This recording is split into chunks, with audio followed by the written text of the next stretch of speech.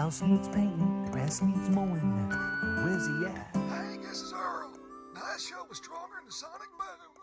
Well, hello, everybody, and welcome to Hank Parker Off the Water. I'm with my special co-host, Sarah Beth. Say hello, Sarah Beth. Hello, Sarah Beth.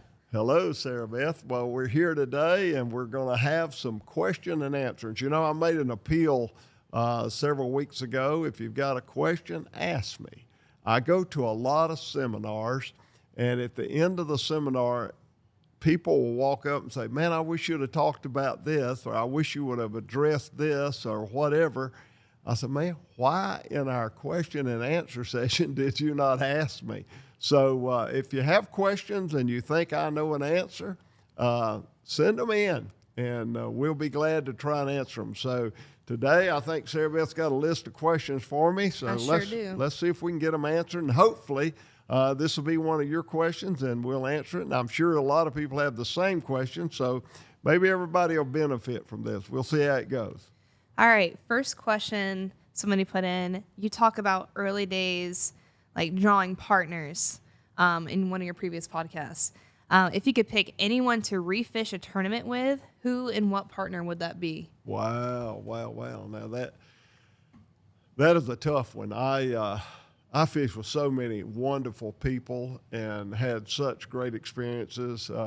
Always did well when I drew Larry Nixon for a partner. He's one of my fishing heroes, and Larry and I always caught fish. When we fished together, we both limit out. I think I drew him like 3 times, and every time he and I both had a limit to take to the scale. So that's pretty special. Nobody else I can think of that, for that, and being so successful. But if I could only fish one partner, you know, I never drew Forrest Wood until the last day of the last tournament he ever fished.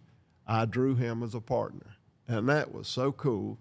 And so if I was only able to pick one angler to come back and spend a day in my boat, of course, Forrest is in heaven. He's gone on to be with the Lord and not with us today. But if I could bring him back and go fishing one day, it would definitely be with my hero, my buddy, Forrest Wood. That's awesome. All right, second question. It says, Murray won the Classic in 78 and then retired. You won your second one in 89, then you retired at 36. Well, hold on. You were 36 at 36. one point? I used to be 36. You forgot about that. Yeah, I couldn't imagine I that. used to be 20. Oh, yeah. Did his retirement have any effect on yours? You know, Bobby was such a hero. He's the man. And out of all the guys I followed, and I admired him for doing that. And Bobby had started a repping business that was just on fire. They were doing awesome. And he felt like he needed to spend more time with his business. Me, I was an absentee dad. At the time I retired, I had 4 children. Timmy had not come along yet. I had Hank Jr., Bill, Ben, and Lucy. And, you know, moms do a great job with kids till they get 10, 11, 12 years old, where my kids were at that time. I think Hank Jr. may have been 13 and the boys, Bill and Ben, 11. And, man, tournament fishing, you got to go. When Ray Scott says, hey, we're having a tournament on Beaver Lake on such and such dates, that's it. And you couldn't do anything about it. It didn't matter if it was graduation, didn't matter if it was birthdays, didn't matter what it was. I mean, you had to be there. And so it kind of took precedence over everything you did. And I wasn't there for my kids. And it was killing me. You know, you can't be an absentee dad or an absentee husband, and I was both. And I felt like, you know, I can't afford. It's been my dream to make a living as a bass fisherman. And I was doing well, but no way was I doing well enough that I could just step aside. It would take something really big for me to be able to do that, like win the Classic the second time. And so when I did, it was not even a decision for me. My mind had already been made up. If I ever got to the point that I could sustain my career without having to follow that schedule and be able to be home with my children, and I was going to do that. And so when I won the Classic, it wasn't even a second thought for me. I wanted to retire on stage in '89, right after the Classic, and I told Ray that. I said, Ray, I'm going to announce that I'm done. I'm retiring. And he said, no, please don't do that. Please don't do that. He said, let's talk about it. And so because of Ray and my respect for Ray, I didn't do that. I waited, and he said, hey, why don't you fish? You're automatically qualified for the Classic next year, and these guys are going to resent you coming and just showing up for the Classic if you don't fish a few tournaments next year. So he said, why don't you pick out a handful of tournaments and fish them next year, and then you will announce your retirement here a year from today. So that's what I did. I only fished like 3 tournaments in 1990, and I retired at the Classic. But I did it because I wanted to go home. My boys wanted to race go-karts. My boys wanted to go hunting more, and they wanted to go out in the boat more, and I wasn't there. A lot of people don't realize when you're a tournament fisherman, people say to me from time to time, won't you go back and fish a few tournaments? No. That's not the way it works. If you're going to fish a tournament, it'd be like saying to Tom Brady or to Peyton Manning, go to Peyton Manning and say, hey, why don't you go play a few NFL games? Man, you got to train. You got to be mentally prepared. You've got to be physically prepared. It's a lot to tournament competition, and it is very mental, and it takes a lot of discipline and mental exercise to be competitive. And I hate not being competitive. I am not a guy that is a casual tournament fisherman. Anybody that ever beat me in any tournament can say they beat me while I was trying my best. I always tried to win tournaments. And I didn't care if it was a club tournament. People say, boy, it must have been a lot of pressure on you when you was in that Super Bass tournament and you had $200,000 prize to win. It wasn't a bit more pressure on me for the $200,000 than it was if I was fishing for a club trophy. Man, every tournament I ever fished, I fished to win. And so I'd gotten to the point I had my television show going. I had family demands that I wasn't living up to that should have been my top priority. And I just didn't feel like it was fair for me once I got in that position that I could retire to not retire. So I retired to go home and raise my kids. Third question, and this is one of the top questions I believe you're asked all the time. What is your absolute favorite bait? Like if you're thinking, oh, I'm going to go fishing, this is like one bait that you're just excited to use. Yeah, that is a question everybody asks, and everybody wants you to pull a bait out when you're doing a seminar and hold that bait up and say, all right, if you got this bait, the fish are going to come out with their fins up. They can't stand it. This is the bait to win the tournament with. This is the bait to catch the most fish. It's a magic bait, like Forrest Gump's shoes. It's a magic bait. I've learned there is no magic bait. If you're privileged, as I have been in the past, to watch these guys that take off to fish in the Bassmaster Classic or the Forrest Wood Cup Championship, if you really watch as they go out in the mornings, they all got the same lures. I mean, every one of them's got basically the same lures. Maybe a different brand, a different manufacturer, but they've all basically got the same thing. It's not the magic in the bait. It's where you put the bait and how you put it, where you put it, that makes the difference in catching a fish. So I tell people all the time, a fishing lure is like a tool. You can't take a 1/2-inch bolt loose with a 1-inch socket. You got to have a 1/2 inch. It's got to fit on that bolt secure to be able to ratchet and take it off. So you got to have the right tool to do the job. Fishing's the same way. A lure is nothing but a tool to do a job. When I go up to a piece of structure, I usually ask myself, what lure do you have that would most thoroughly fish this particular structure under these conditions? And that's when I choose what lure I'm going to use. That's why I got 9 rods and reels, 10, 11, 12 rods and reels sitting on the bow of my boat. I have a lure that I use like a tool. And so I've tried and tried and tried not to have a favorite bait. But I will tell you, I don't favor any bait that will take precedence over me selecting the right tool. But a spinnerbait is somewhat like an adjustable wrench. You can do a whole lot with it. You can fish it deep, shallow, in between. You can cover a lot of different depths of the water column. So a spinnerbait is a very versatile bait in a lot of ways. So if I was tagged with a certain method or technique that I depended on more often than any other, it would drop back and say a spinnerbait. So a lot of people say Hank Parker is a known spinnerbait fisherman. I don't like that title. I like when they say Hank Parker's a versatile fisherman. He fishes with every kind of bait, and I do, and I enjoy every bait. But I'm hung with that spinnerbait because it is such a versatile tool, and I can do a lot of things. So let's leave it there. All right. Question number 4. What is your strangest fishing experience? Strangest fishing experience. I've had a bunch. I guess it was 1977. I got a phone call and said, "Hey, Hank, how would you like to go to Cuba and go bass fishing?" Well, there was an old seminar circuit that went around, and I had attended a couple of them, and they showed pictures and a motion picture video, all shot on film. Looked like it was in the 1800s. It was so ancient looking. But they showed all these bass in a place called Treasure Lake in Cuba.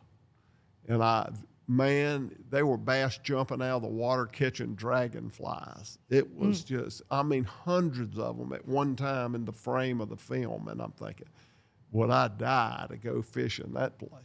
Well, we got a chance to go to Cuba in 1978, and I went, and late 1977, actually, I went to Treasure Island in Cuba. We were the first legal Americans, I believe this is correct, we were the first legal Americans to enter Cuba since the Bay of Pigs. It was pretty wild. And, of course, we had a bass tournament, a January bass tournament back in on Lake Kissimmee. And so Roger Moore, Guy Aker, Bruce Cunningham, and myself chartered an airplane. There had never been an airplane chartered out of Havana Airport to fly to America. And we flew into to Tampa. And when we flew in and landed, we flew over McDonald's. And we were starving to death. Cuban food was horrible. They put sugar. The chicken would be raw. Man, it would be, you'd cut it open and blood would be coming out of the chicken. It'd be soaked in sugar. It was just horrible. So we're about to starve to death. So we never even thought about having to go through customs. So we landed, and as soon as we landed, we took off running, all 4 of us, to the McDonald's. And of course, we got about halfway there, and we were surrounded by Border Patrol and Secret Service, and man, we were in a lot of trouble. They thought we were hauling drugs or something coming out of Cuba. But we told them we were starving to death and we were headed to the Golden Arches. And they let us go. But that was the strangest trip, to go to Cuba. Couldn't speak any language. We fished a U.S.-Cuba bass tournament. And, of course, we dominated and won the tournament and had a big time fishing in Cuba. But that was probably the strangest fishing event I've ever been involved in. All right. Next question. Going on 39 years of television, what is your take on the future of television? Like, where do you see that going? It's kind of sad for me when you watch where television was, and I was so involved in it, and it's such a big part of my life. This is our 39th year, and the television audience is fading. It's all going to streaming, handheld devices. People watch things on their phone.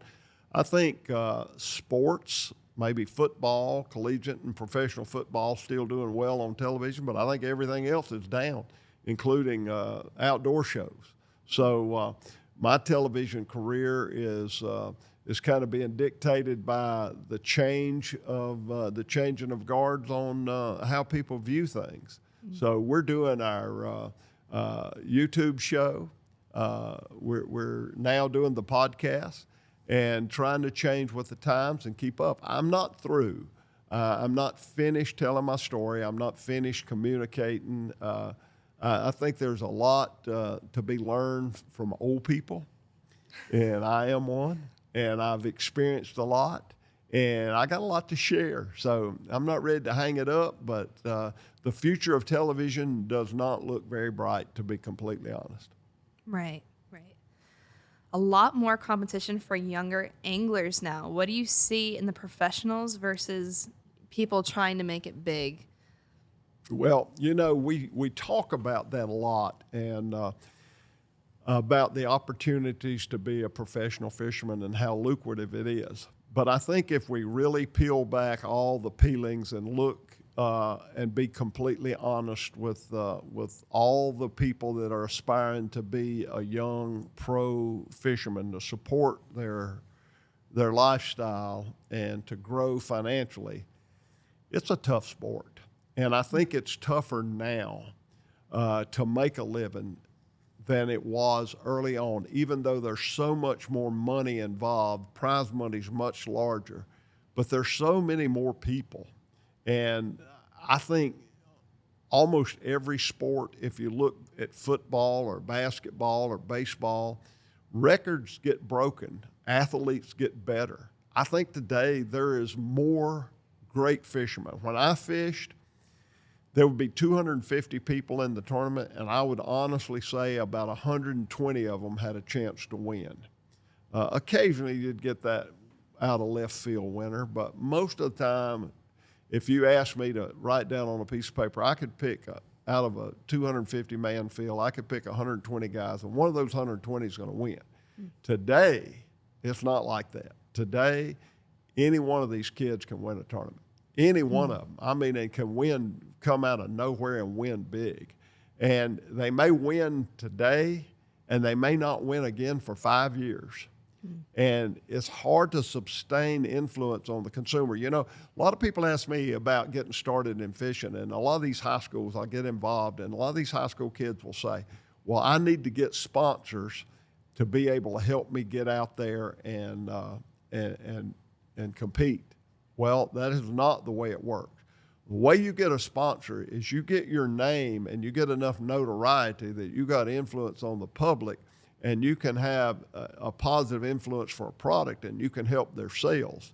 For them to sponsor you to get you to the point that you can compete doesn't make sense for them. Economically, the only way you're a benefit and an asset to these companies is if you help them sell their product.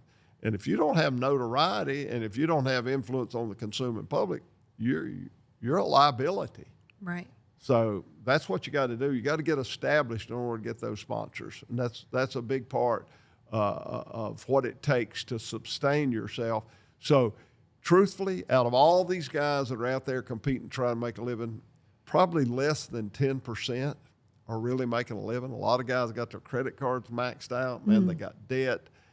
It's hard to make it, and it's always been that way. It's never been where you got 100 guys out there out of a 200-man field making a living. You might have 20 guys, 15 guys, and it's where it is still today. Well, while we're on that topic still, tell me a little bit about your involvement with high school teams, kind of like your passion towards that, your involvement. Yeah, I love high school fishing. And let me tell you, from the time I got involved in this sport, every year we would go to the big industry show. It used to be called AFTMA. Now it's called ICAST. We would go to the industry show, and we'd get a printout on how many fishing licenses were sold whatever year we were there. And it was always less than it was the year before. fishing license sales had declined from the time I got involved in the sport and went to my first ICAF show in 1977. Every year we get a report. There were less fishing licenses sold last year. Well, then here comes high school and collegiate fishing. All of a sudden, for the first time in my lifetime, license sales started to precede the previous year. So it is the lifeblood and the future of the sport of fishing, period. Not only competitive fishing, fishing. And so we need to recruit these kids. And it really is exciting to me to see how many girls, man, there are a lot of girls in high school fishing. And I tell these girls, I said, the male ego is pretty fragile. Girls are smarter. Girls are prettier. Let us win at something. Don't go out there and catch the most fish. But, man, these little girls, it's awesome. But it's great to see that kind of participation. And I want to help them. I'm working on now a project with a good friend of mine that has a company called Huckleberry Apparel. And Danny Bennett, he and I have been talking about how can we put together a catalog that will allow these high school fishermen to raise money to support what they're doing with their fishing team, because they can't, in most cases, they can't take state money or county money out of their public schools, so they have to fund themselves. So I've been working for 2 or 3 years trying to get some companies to get involved to raise money for these high school kids, give them an opportunity. And it doesn't look like anybody else is going to take the reins and make that happen. So I'm getting very much involved in that, and I've teamed up with Huckleberry Apparel, got Danny Bennett on board with me, and he and I are going to figure out a way that we can put a catalog together to help these high school teams raise enough money to support themselves. That's awesome. That's so awesome. Excited about that. Very excited. Absolutely. All right, another question that came in. Why were you so panicked in the 1989 Bassmasters Classic trying to hurry up and put all your fish on the scale? What's the story behind that? That's a good word, panic. I was panicked, man. Ray, we were in a tournament once, and Roland and Ricky Clun, Roland Martin and Rick Clun, they were arguing about who's the greatest bass fisherman of all time. And Ray said, let me tell you guys, who's going to go down in history as the greatest bass fisherman of all times, and that's going to be the guy that wins the Grand Slam. And, of course, I looked at Ray like he had two heads. I didn't even know what he was talking about. I never heard that term, Grand Slam. I said, Ray, what in the world is a Grand Slam? He said, Hank, that'd be somebody that wins a qualifying tournament, Bass Angler of the Year, Bassmaster Classic, and a Super Tournament. That's our 4 events. Nobody's ever won them all. You were the first guy to ever win the Classic and Angler of the Year. Now, Mark Davis did it in the same year, but I won the Classic in 1979, and then I won Angler of the Year in 83, 4 years later. So I was the first guy to ever win both the Classic and Angler of the Year. But nobody had ever won every event. Well, I thought, well, heck, I've won 3 of them. I've won Angler of the Year, I've won Bassmaster Classic, and I've won a qualifying tournament. I just never won the big Super Bass tournament. Well, they only have one a year, so you only have a shot one time a year. And so that particular year, it was on Lake Lanier down in Georgia. And Gary Klein, great friend of mine, great angler, awesome guy, Gary jumped out in the lead. Well, it was a 4-day event, and every day we would go back and forth trying to catch Gary, and the last day I caught the biggest string of the tournament. So Ray was all pumped up. You know how Ray was such a great promoter. He was such a great MC, and he'd get that crowd pumped up, and he's screaming and hollering, Hank Parker, Denver, North Carolina, the biggest string of the tournament. Come up here, boy. Hold these fish up. So at that time, Dewey Kendrick was weighmaster, and Ray took a couple of fish, and I took a couple of fish, and Dewey took a couple of fish, and we walked up and down the stage, and we got a bunch of photographs made, and we put them in the basket, and we weighed them. And he said, all right, Hank, you've taken the lead. You got the lead by 10 pounds, 9 ounces. Well, here comes Gary Klein. Well, when Gary came in, Ray said, okay, Gary, Hank Parker's taking the lead. You got to have 10-10 to win, 10-9 to tie, put them on the scales. They didn't hold them up. They put them on the scales. As soon as they put him on the scales, Gary had 10-10. He beat me by 1 ounce. Oh, man, he had like 59-12. I had 59-11 after 4 days, and it was just gut-wrenching.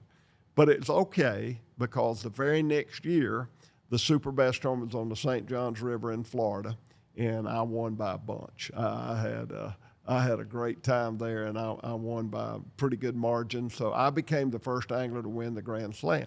But here we go to the 1989 Bassmaster Classic. Deja vu. Now, Jim Bitter from Orlando, Florida, great fisherman, great guy, Jim Bitter, he jumps out into the lead. Well, the last day, I come in, biggest string of the tournament. Here we go again. Hank Parker, Denver, North Carolina, the biggest string of the tournament. Let's hold him up. Nope, I ain't holding him up. Put him on the scale. Ray put the mic down, grabbed me by the head, and he said, hey, boy, look here. This thing's going to be a lot more dramatic if you'll hold those fish up. I said, Ray, it's enough drama in it for me, just like it is. Put them on the scales. He said, no, we need to. I said, no, put them on the scales.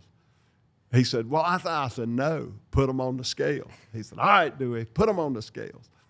I won by 2 ounces.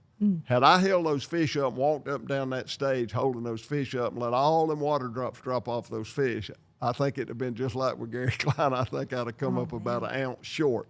So there wasn't no way I was going to hold those fish up. I wanted every little water drop that was on them because I knew this thing was going to come down to an ounce or two, and there wasn't any way I was going to hold those fish up. So I wasn't really panicked.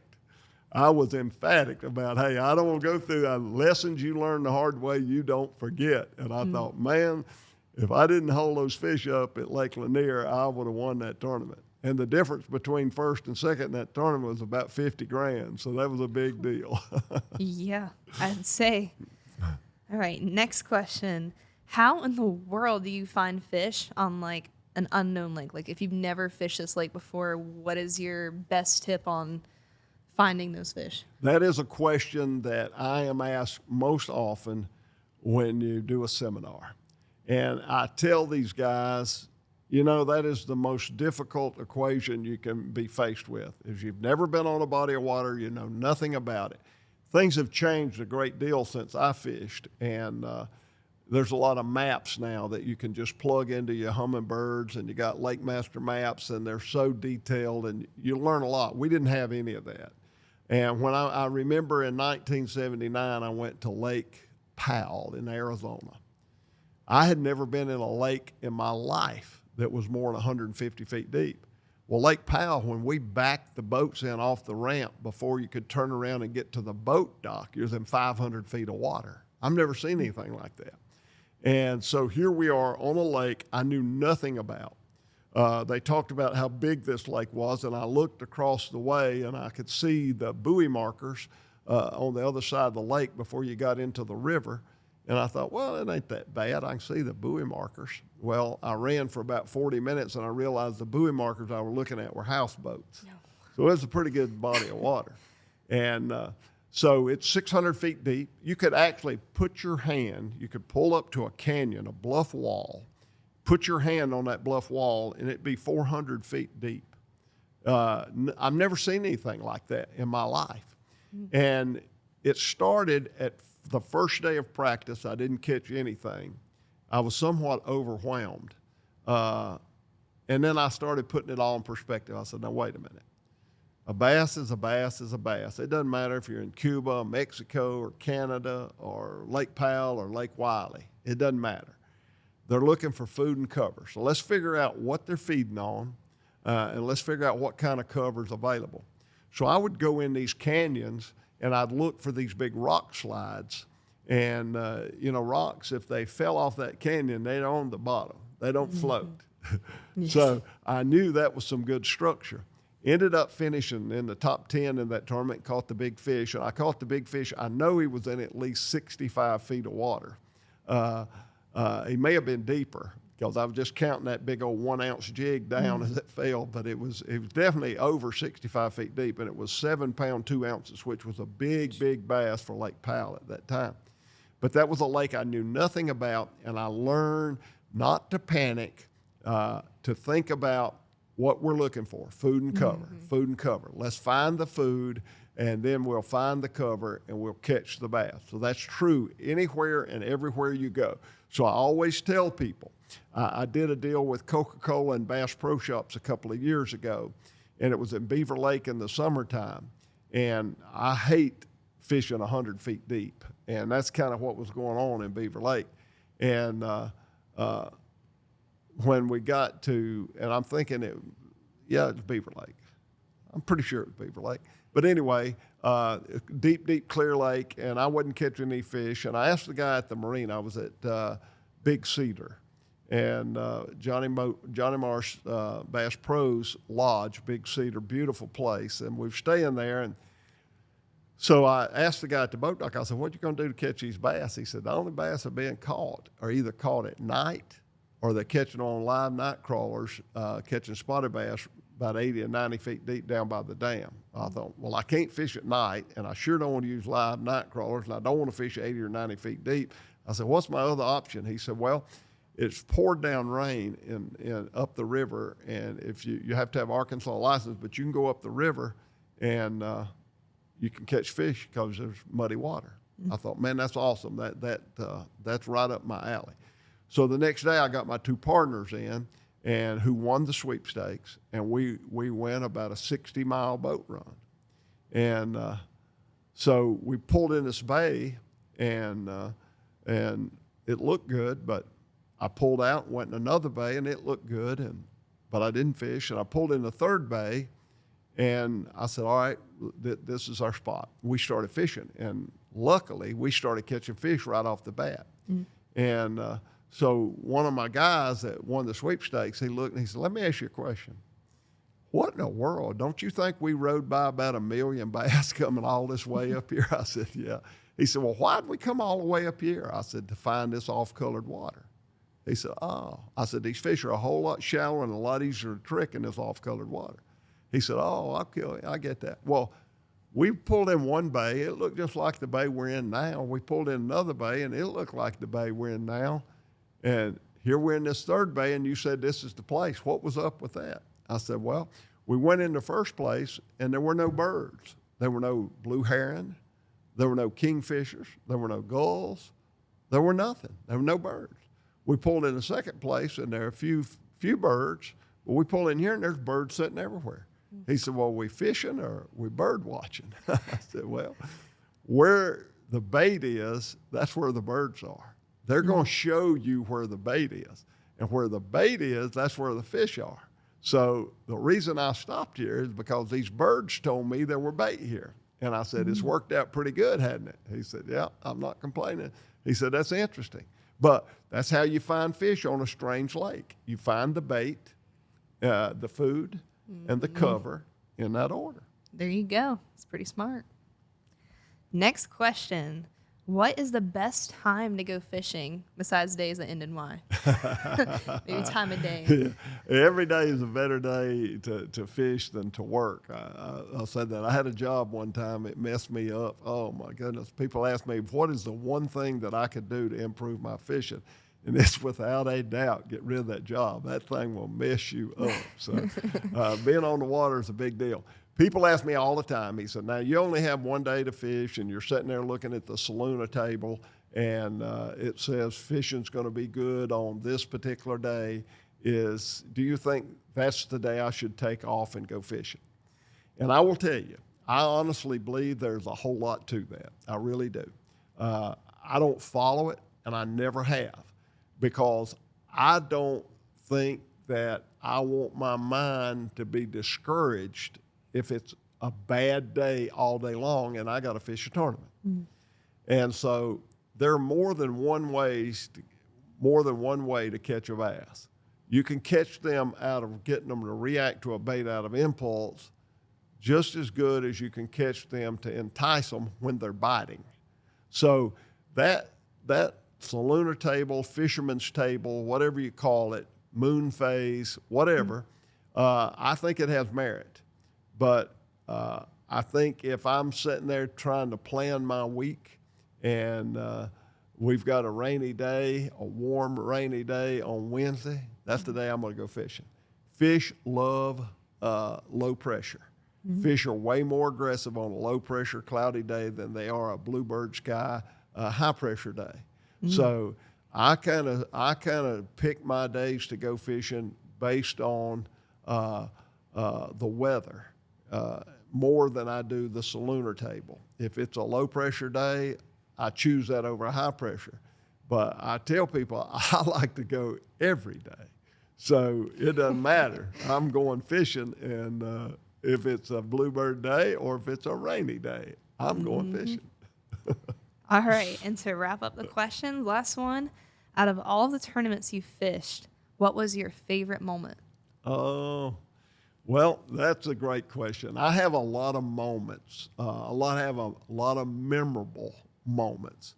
But I talked about earlier, Gary Klein winning that Super Bass tournament, beating me by 1 ounce. The Super Bass tournament that I won the following year was on the St. Johns River in Florida. And in practice, I had gone into this one little area where there was a boat dock on both sides of this little drain creek. And this little drainage creek had a cypress tree that sat right in the middle of it.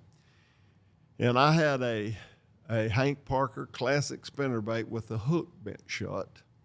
And I cast it up there in practice, about the last day of practice. I cast it up, and it looked like you reversed your troll motor, the water and the current. I knew it was a giant fish.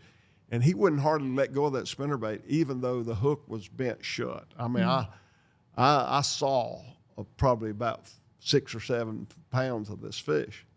So during the tournament, I was catching my fish in a place up there called Cooley Bay, and I was fishing the eelgrass on the outside, and the St. Johns River is a tidal lake, tidal river. It runs backwards, by the way. It flows north. Get that. And the tide, it flows backwards. But anyway, I was fishing that eelgrass on the tide, and I never went back to that big fish. The last day of that tournament, I had an 8-pound lead going into the last day. But we're on the St. Johns River in Florida, and you can catch a 40 or 50-pound bag. All that's possible. So you never have a big enough lead that you feel comfortable. It's just too risky to get comfortable, because somebody could catch 3 10-pounders and all of a sudden have 30, and then whatever they catch to go with it, and boom, you don't have enough weight to win. So even though I had a 9 or 10-pound lead going in the last day, I knew I needed to catch them. And so by about 11 o'clock, I had a really big bag of fish. I had probably 20 couple pounds of fish. And so now with a 9-pound lead, it's looking pretty good for me. I'm feeling better about it. But I told my partner, I said, I got one place I'd like to go, and I said, it's off the beaten path, and I'm just going there for one fish. And but I'd like to go there, because I think if I could catch that fish, it'd put the nail in the coffin. And he said, all right, go for it. Go for it. So I went, and I pulled in there, and I idled in, and I put my troll motor, and I went around, and I got just perfect. And I made the cast of that cypress tree, and I ran that classic spinnerbait up there, and I bumped that tree, and I mean, it looked like you flushed a toilet, that thing. And that fish jumped. I think it was 9-12 maybe. And I caught that fish and put it in the boat. And I knew then I had won the Super Bass tournament. I knew I was the first Grand Slam winner, and that was the richest tournament. I think at that time it was like $135,000 plus a Choo-Choo custom Suburban and a matching Ranger bass boat fully loaded. So it was $200,000, and it was the Grand Slam title. And I screamed like a little schoolgirl, man. And there was a woman on the boat dock. She said, oh, my Lord, son, you get that excited when you catch a fish? I said, ma'am, that fish just won me $200,000. Oh, and she screamed louder than I did.